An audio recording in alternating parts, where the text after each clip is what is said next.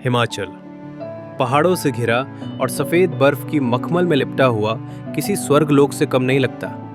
यहाँ साल में बहुत सारे सैलानी आते हैं और यहाँ की खूबसूरती में खो जाते हैं, पर कभी कभी यही खूबसूरती जालिम और जानलेवा भी बन सकती है। ये कहानी है 9 साल की अनन्या और उसके दादाजी किशन लाल की।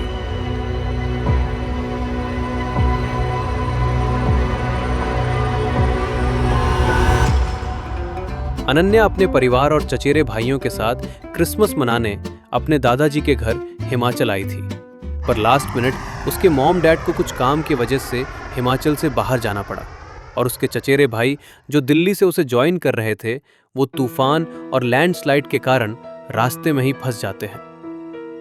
अनन्या फायर प्लेस के पास बैठी बेसब्री से किसी का इंतजार कर रही थी। उसके दादाजी पास में ही कुछ गिफ्ट्स रैप कर रहे थे। परेशान होकर अनन्या दादाजी से पूछती है, सब कहाँ है? 12 बजने आए पर अब तक कोई भी नहीं पहुंचा है और मॉम डैड भी फोन नहीं उठा रहे हैं। दादाजी उसे बताते हैं कि लैंडस्लाइड की वजह से रास्ता बंद हो गया है और खराब मौसम की वजह से मम्मी पापा की फ्लाइट लेट हो गई है। ये सुन अनन्या गुस्से से मुंह फूला लेती है। घंटों बीत जाते हैं पर कोई भी नहीं पहुंचता। अनन्या खिड़की में बैठी सबकी राह देखते देखते वही सोफे पर सो जाती है। तूफान के कारण बिजली चली जाती है, जिससे हीटर काम करना बंद कर देता है। रूम में ठंड बढ़ते देख दादाजी फायर प्लेस के लिए कुछ लकड़ियों का इंतजाम करने जाते हैं। अचानक छत पर जोर की आवाज से अनन्या की नींद खुल जाती है। वो दादाजी को आवाज लगाती है पर उनका कोई जवाब नहीं आता।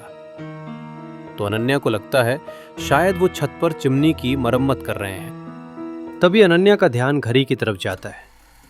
घड़ी में 12 बजे देख उसका चेहरा खुशी से खिल जाता है। वो चिल्ला के दादाजी को मेरी क्रिसमस विश करती है, पर दादाजी का कोई जवाब नहीं आता। वो सोचती है शायद छत तक उसकी आवाज पहुंच नहीं रही हो। खुशी से वो अपने फोन पर क्रिसमस कैरल प्ले करती है और खिड़की के पास जाके बैठ जाती है, इस आशा में कि उसके चचेरे भाई बहन किसी भी वक्त पहुंचते ही होंगे। तभी अचानक पीछे से कुछ अजीब आवाज सुनाई देती है। वो मुड़ के देखती है पर वहां पर कोई नहीं होता। वो वापस खिड़की से बाहर देखने लगती है, पर इस बार आवाज और जोर से आती है। वो वापस मुड़ती है और इस बार भी वहां कोई नहीं होता। वो डरते हुए दादाजी को फिर से आवाज लगाती है, पर इस बार भी कोई जवाब नहीं आता।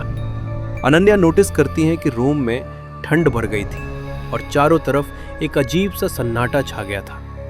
तभी अचानक फायर प्लेस से जोर की आवाज आती है, जैसे कि कोई चिमनी में फंस गया हो और उसे अंदर से हथौड़े से तोड़ रहा हो। डर के मारे अनन्या सोफे के पीछे छिप जाती है। वो धीरे से सोफे के पीछे से झांकती है तो उसे दिखता है कि चिमनी के बाजू में एक बड़ी लाल रंग की गोनी रखी हुई थी। उसे लगता है कि वो सेंटा का बैग है और वो खुशी से चिल्लाते हुए दादाजी को बुलाती है। अनन्या सेंटा को चौंकाने के लिए गोनी के पीछे छिप जाती है। तभी उसका ध्यान गोनी से आती हुई आवाजों पर जाता है। जानने के लिए कि क्या चीज आवाज कर रही है, अनन्या धीरे से गोनी खोलती है। जैसे ही वो गोनी खोलती है, अनन्या की खुशी भयानक डर में बदल जाती है। उस गोनी में बच्चों की खून में लथपथ लाशें थीं और कुछ तो अभी भी जिंदा थे और मदद की गुहार लगा रहे थे। तभी अनन्या का ध्यान फायर प्लेस की तरफ जाता है। वो देखती हैं एक डरावने जानवर का पांव जिस पर बड़े बड़े नाखून हैं। वो फायर प्लेस से बाहर निकलता है। अनन्या डर के मारे अपना मुंह टाइट बंद कर लेती है और वापस सोफे के पीछे चिप जाती है। देखते ही देखते चिमनी से एक बहुत बड़ी दानव रूपी काली परछाई बाहर निकलती है, जिसने खून में सनी हुई जैकेट पहनी थी और उसके टोपी के आखिर में कुछ इंसानी आंखें बंधी हुई थी। अनन्या समझ जाती है कि ये कोई गिफ्ट देने वाला सेंटा नहीं, बल्कि बच्चे ले जाने वाला मॉन्स्टर है। वो डर के मारे सोफे के पीछे से हिल नहीं पाती। रूम में ठंड बढ़ने की वजह से अनन्या कांपने लगती है। राक्षस को पता चल जाता है कि सोफे के पीछे कोई छिपा है। वो सोफे की तरफ बढ़ता है। पास आते कदमों की आहट से अनन्या समझ जाती है कि वो राक्षस इधर ही आ रहा है। अनन्या जान बचाने के लिए पूरी ताकत लगाकर भागती है। वो राक्षस भी उसके पीछे भागता है, पर अनन्या उसके पंजों से निकल जाती है। वो मेन गेट की तरफ दौड़ती है और जल्दी से दरवाजा खोलकर बाहर जाने ही वाली थी कि अचानक उसके सामने एक और बड़ी परछाई आके खड़ी हो जाती है। अनन्या जोर से चिल्लाती है, तभी उस परछाई से आवाज आती है, क्या हुआ बेटा? अनन्या दादाजी को बताती है कि एक भयानक मॉन्स्टर उनके घर में घुसा है और वो बच्चों को उठा के ले जा रहा है और शायद उसे भी ले जाएगा। अनन्या की बातें सुन के दादाजी हंस पड़ते हैं। उन्हें लगता है अनन्या ने सोते हुए कोई बुरा सपना देखा है।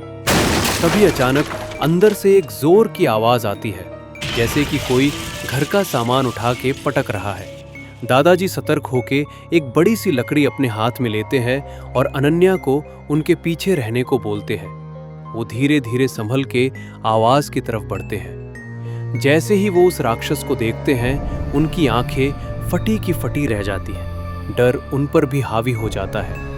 दादाजी इशारे से अनन्या को बिना आवाज किए दरवाजे से बाहर जाने को बोलते हैं। तभी अनन्या का फोन बजता है।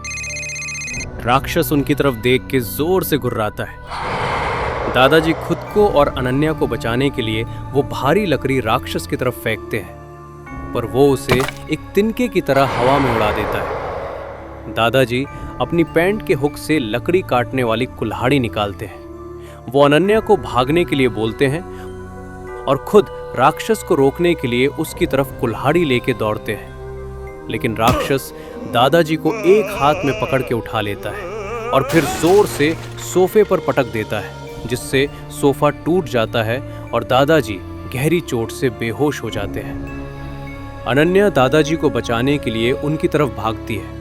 वो उन्हें खींच के बाहर निकालने की बहुत कोशिश करती है, पर उन्हें हिला भी नहीं पाती। राक्षस अनन्या को पकड़ने के लिए उसकी तरफ बढ़ता है।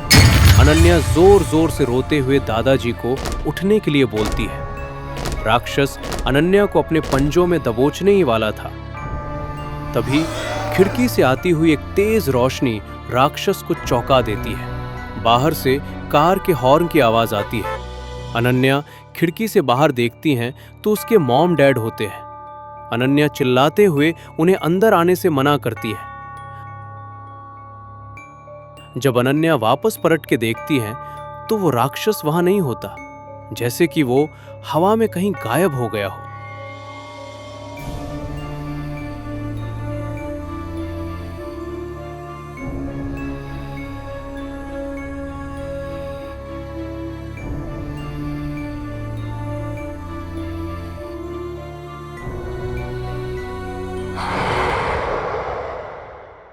अगर आपको ये कहानी पसंद है तो हॉरर वेडनेसडे को लाइक, शेयर और सब्सक्राइब जरूर करें।